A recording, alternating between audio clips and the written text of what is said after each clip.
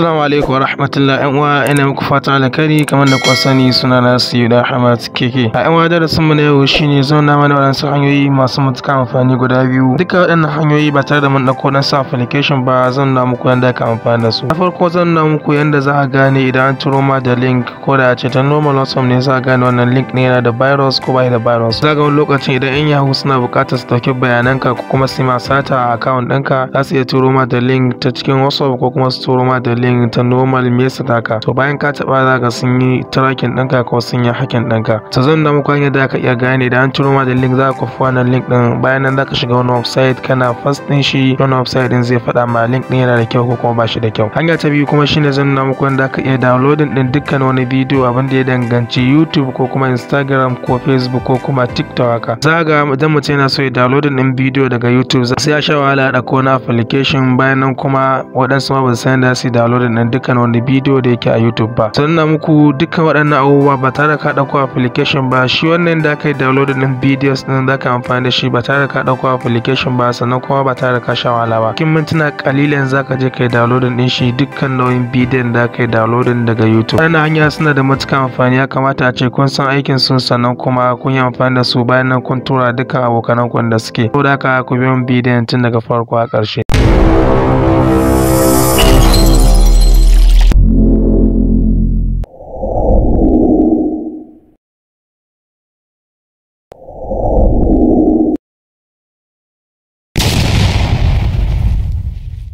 Kafin mu ci gaba da su, muna roƙon duk wanda bai mana subscribe ba ya taɓa mana alamar subscribe, sannan kai mana like, sannan ka tura abokananka dukkan da suke chatting WhatsApp, Facebook, Instagram, Telegram, Twitter. Nagode. Farko abin da aka yi shine idan kana so gane link ɗin da aka turo ma yana da virus ko kuma na Yahoo, ƴan Yahoo ne suna so su buƙaci wani abu daga gare ka ne, shine idan ta mesa ne normal din da link ɗin yake. Misali za ga wani lokacin an turo ma da link yanda ake samun kuɗi kaza ko yanda ake kaza haka. Idan kana so ka tabbatar da wani link ba ƴan Yahoo bane, abin da aka yi shine za ka zo sai ka kwafi din link din. Bayan ka danna link din shine zai ma kwafi. Bayan nan sai ka je browser ka Chrome ko Opera ko UC browser. Bayan ka shiga sai ka search din website mai suna virus total. Bayan ka rubuta sai ka search din sa kamar haka. Bayan ka search zai nuno ma nan. Bayan nan za ga virus total sai ka taba. Bayan ka taba shi wannan website din zai taimaka ma ko da a ce ba iya link ba, ko da a ce wani file ne aka turo ma kana so ka tabbatar da wannan file din ba na virus bane, directly zaka upload din wannan file din anan. Anan za ga file, za ga URL sannan kuma ga search. Sannan kawai zan nuna muku da kai pass din dukkan wani link da ya danganci virus. Dan link din akwai virus anan kawai sai ka zo ka taba rubutun tsakiyar nan URL. Bayan ka taba shine zai noma nan. Bayan ya noma nan anan kasa za ga baka dama kai pass din wannan link din da kwafo. Bayan nan sai kai pass din shi anan sai ka danne za ga pass to sai ka taba. Bayan nan za ka ga search sai ka taba search din. Ana taba search din sai ka jira zai ma bayanin dukkan wannan link din da kwafo yana da kyau ko ba shi da kyau. Dan nomin dukkan wani abu da ya danganci wannan link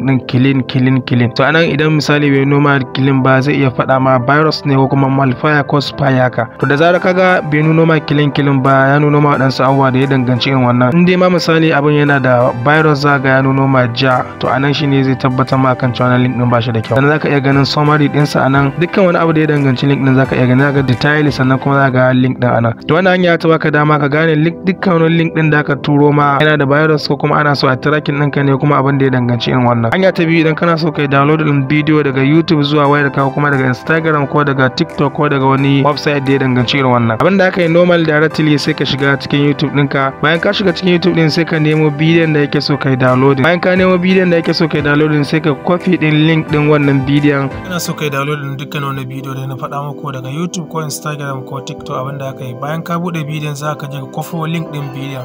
Misali a YouTube ne yanda ake kwafo link din bidiyo shine za ga wajen share din nan sai ka taba share din. Ka taba share za ka copy link to sai ka taba. Bayan ka taba abin da aka directly sai ka je Telegram. Kana zuwa Telegram shine zai baka dama kai download din dukkan wani bidiyo da kwafo. Misali bayan Telegram din ya bude abin da aka shine ka searching din bot mai suna all saber bot. To anan sai kai searching din sa kamar da muke gani gashi nan. Bayan kai searching din ta ya nuno ma sai ka taba sai ka bude bot din haka. Bayan nan za ga start, saboda ina amfani da shi sai ya sa nuno min restart. To amma kai normal start za ka gani sai ka taba start din.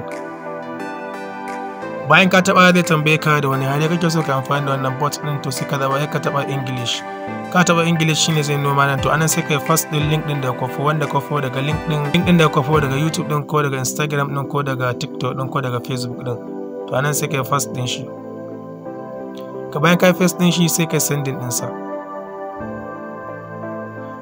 bayan ka sending din sa shine zai noma akan cewa ya kake so kai download din bidiyon, quality din bidiyon. Misali in best quality ne za ka ganshi anan, to anan dai kawai sai ka zaba. Amma ka zaba na karshen nan shine zai download din iya voice din bidiyon kawai, ba ga bidiyon ba, amma bidiyon ne baki daya nan sai ka zaba guda biyun nan ko guda uku. Amma anan za ka yi lakar da MP3, in MP3 ne to iya voice kenan, iya waka za ka yi downloading. To anan sai ka zabi wanda kake so kai download sai ka taba. Kana taba anan za ga please wait download your video, so sai ka jira ya gama. Yana gama shikenan kai download din wannan bidiyon, dukkan wani bidiyo kake so kai download ba tare da kai amfani da wani application ba. Kamar da kuke gani anan za ga yayi downloading, saboda yana amfani da iPhone ne shi yasa ba zai sauka akan wayar ba, sai na taba wannan alama.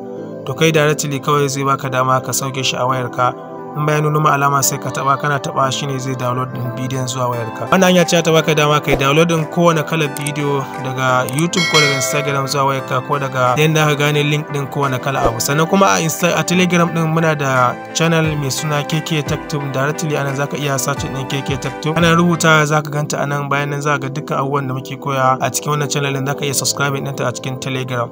Saboda haka kada ku manta taɓa mana alamar subscribe, sannan ku yi mana like, sannan ku yi mana share. Nagode.